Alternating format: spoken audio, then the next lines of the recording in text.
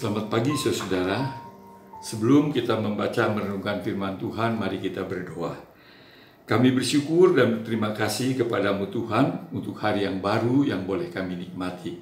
Kami hendak membaca dan merenungkan firman-Mu, biarlah Tuhan menolong, mengajar, supaya kami mendapat berkat daripadanya. Dalam nama Tuhan Yesus, amin. Saudara, pembacaan firman Tuhan pada hari ini diambil dari Kisah Rasul pasal yang ke-10 ayat 9 sampai 23. Tapi saya hanya akan membaca ayat yang ke-15 yang mengatakan demikian. Kedengaran pula untuk kedua kalinya suara yang berkata kepadanya, "Apa yang dinyatakan halal oleh Allah tidak boleh engkau nyatakan haram." Saudara, bagian Alkitab ini adalah bagian daripada satu peristiwa yang menceritakan pada satu saat Petrus berada di bagian atas suatu rumah hendak berdoa. Kemudian dia melihat langit terbuka dan dari langit turunlah semacam kain besar yang di atasnya ada berbagai-bagai binatang yang umumnya adalah binatang yang haram yang tidak boleh dimakan oleh orang-orang Israel. Tapi suara dari langit mengatakan, "Sembelihlah dan makanlah." Tentu Petrus menolak karena mengatakan itu adalah binatang haram menurut keyakinannya. Tetapi suara dari langit berkata, "Apa yang dinyatakan halal oleh Allah tidak boleh engkau nyatakan haram." Sampai 3 kali kemudian hilanglah semuanya. Saudara, sebenarnya adanya makanan atau binatang yang haram dalam satu masyarakat agama tertentu dari zaman dulu, agama primitif sampai agama modern, itu sesuatu yang seringkali terjadi dan bukan yang aneh. Nah, saudara-saudara, juga bagi orang-orang Israel. Orang-orang Israel juga meyakini adanya binatang-binatang tertentu yang dinyatakan haram, yang tidak boleh dimakan. Dan itu didasarkan atas perintah Tuhan dalam kitab Imamat pasal yang ke-11.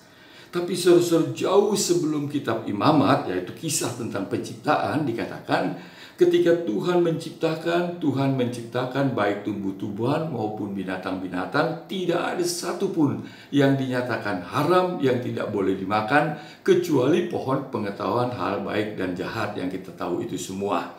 Nah, kalau begitu pertanyaannya saudara, dari manakah dalam masyarakat agama tertentu ada binatang atau makanan tertentu yang dinyatakan haram, tidak boleh dimakan?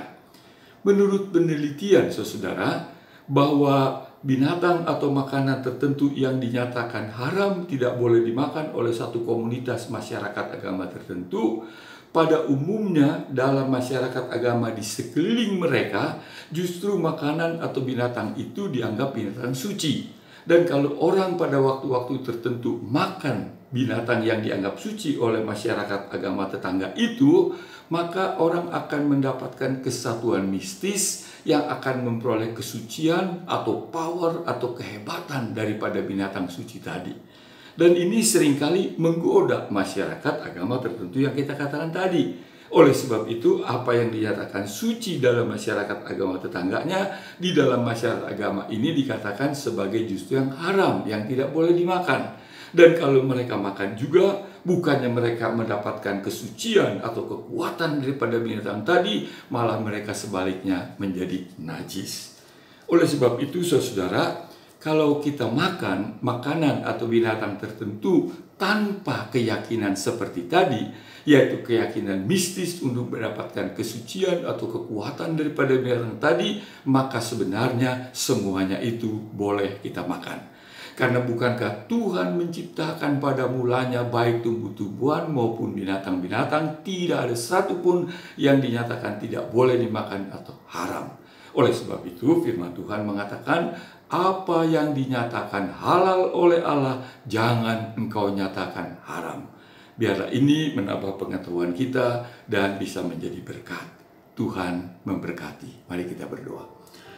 Terima kasih kepadamu Tuhan untuk firman-Mu yang boleh kami dengar. Biarlah itu menjadi berkat, menambah pemahaman kami. Tuhan, berkatilah, lindungilah, pelihara hidup kami sepanjang hari ini bersama dengan keluarga kami. Dalam Tuhan Yesus, kami panjatkan syukur dan doa permohonan kami. Amin. Saudara, Tuhan memberkati. Amin.